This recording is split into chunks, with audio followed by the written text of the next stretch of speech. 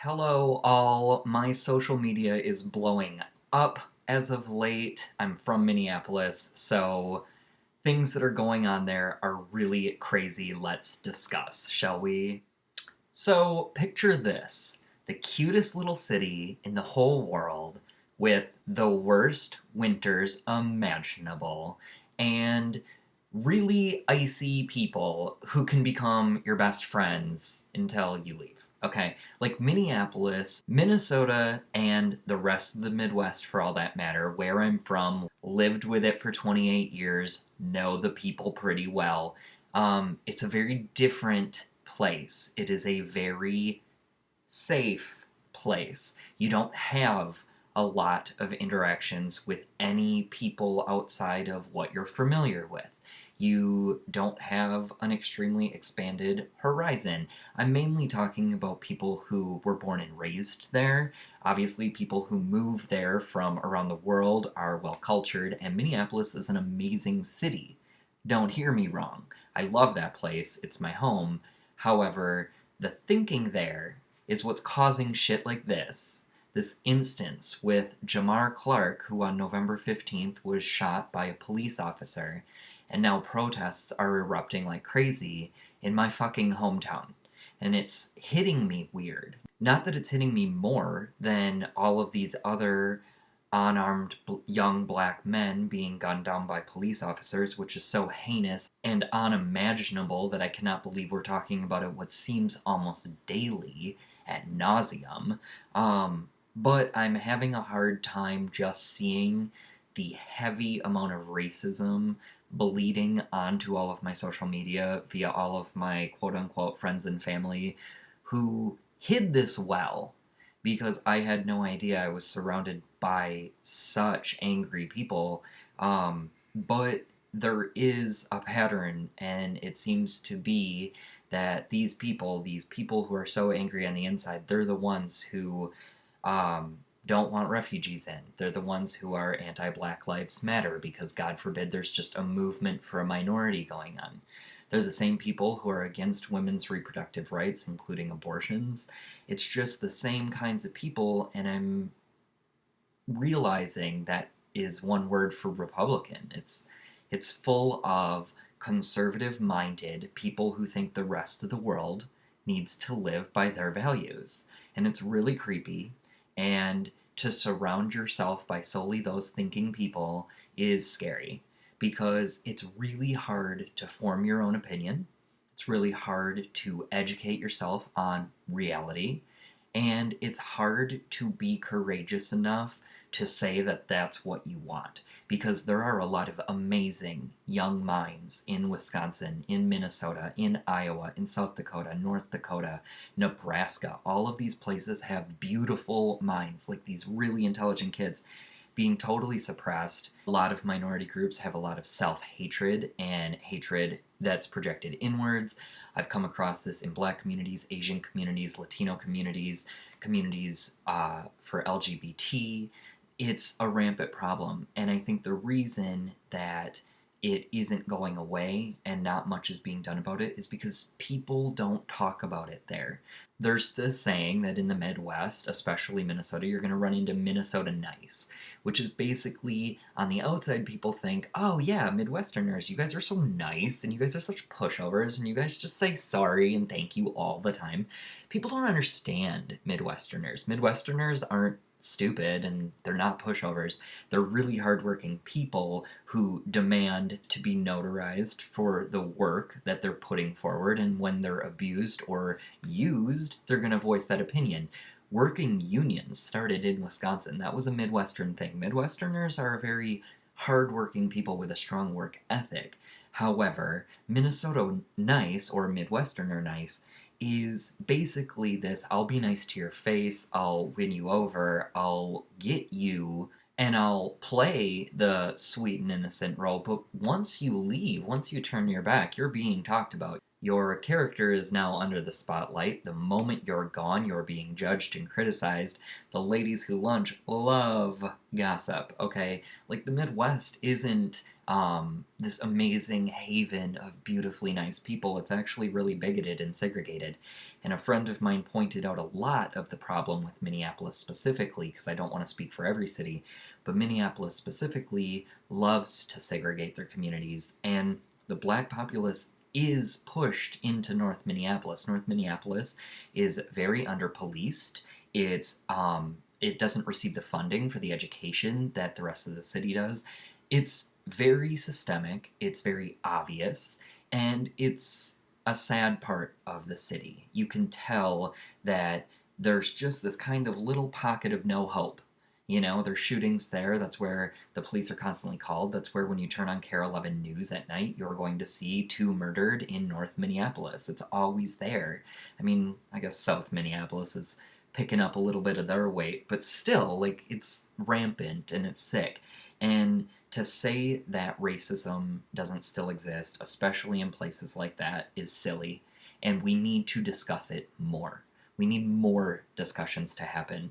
And just as a side note, a personal reflection story, I've dated a cop from Minneapolis, closeted, of course. But he works at the university police station, so the U of M police station. I would talk to him all the time about these issues, these racial divides, and kind of the homophobia that runs rampant in the police community and all that stuff. We talked about everything. And at the time, I was so in love with this man that everything he said to me, I took as fact. But when you look into things further, and when I look back at his actions, his views, the way he spoke about certain groups of people, there is racism within the police community in Minneapolis, and people aren't going to talk about it. That's a very touchy subject, apparently, in this country. God forbid we talk about how police need to step up how they're being portrayed. Good cops need to start speaking the fuck up. Because until you do, how are we not supposed to only be drowning in the sea of bad cop information? It's all the media is giving us. We're not seeing good cops helping the homeless. We're not seeing good cops pulled over at the side of the road helping people with flat tires or car accidents. We're not seeing the good cops helping kids who get lost find their parents. That stuff happens too. There are good cops. We love cops. That's why we have cops, right? Just like we have firefighters for the reason they're here. They're good people. They're people with good hearts. But you have bad people infiltrating that group. And they're getting all the attention. And that's obvious to everyone. So I don't know why we're continuing to have this conversation about how all cops are good or all cops are bad and you need to think this way and you need to say this stuff. No, we need a discussion. We need a discussion that takes every individual case and looks into who was involved. Looks into, was this racial tension? Was this homophobia? Was this a hate crime against a minority? Or did it just so happen that these people were in the wrong place at the wrong time? I mean, if we started looking at situations individually, I think we would make such a better impact on what we're doing with our legal system. We're not just jumping into things head first. We're taking care of what needs to be taken care of. And I think, honestly, the more we hear from good cops, the more we start seeing good cops doing good things and speaking out against bad cops, the more we have people like Quentin Tarantino and big names showing up to these rallies and saying, hey, you know what, police brutality isn't okay. It is still murder, and that is not okay. Just because you wear a badge, you can't get away with that. We need to call people out on this. It's so sad what happened to Jamar Clark, 24 years old, shot and killed by a police officer. I mean, these are people that we're expecting to keep our streets safe.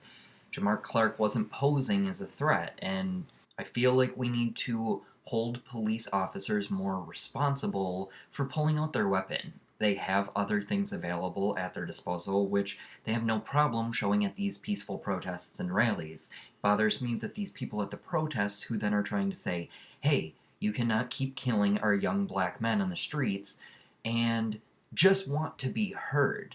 Just want local news media to get a story that maybe sparks white people and Asians and Latinos to combine and unite against police officers who are brutalizing the streets, and saying, we will not stand for this. We will not fund this. Like, the people have so much more of a voice. However, we're so busy bickering back and forth when young men, and I'm sure women and, adults as well, they're being gunned down on the streets and it's not okay. Like, we're watching it happen unfold like it's a really bad reality TV show. And, being from Minneapolis, it's such a good city and it has culture and it has art and it is diverse and they're doing such good things. Ugh, enough with the fucking cheap condos, though. Sidebar, Jesus. But there's something gross happening around the country, and I guess worldwide, where you take these people who are our modern day Paul Revere's, our modern day heroes and saints who are trying to bestow light onto the commoners, right? Take Snowden, for example. He gave up his life to inform Americans that our rights were being infringed by our own government, and how treason wasn't brought up in this, how we're not taking politicians to court. I'm so confused at the people's refusal to wake up and see what's happening.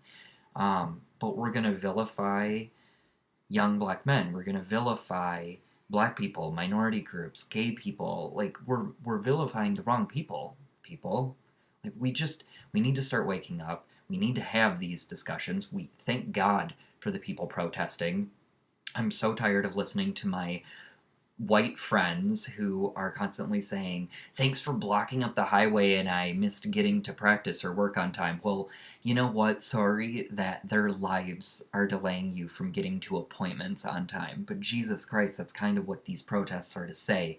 It's to say, our lives matter. These people's lives matter. It's more important than you getting to the nail salon or the grocery store or to school on time. This is life. This is real life. Real life is taking place right now, right in front of you. And your distractions are keeping you from seeing that. And that needs to be discussed. We can no longer vilify the people who are bestowing light onto us and knowledge. Then we send them to Russia in exile, and they sit there and wait until the world catches on and wakes up. I mean, we're gonna look back and feel so gross about how we treated Edward Snowden. There's no reason he shouldn't be feeling safe in this country.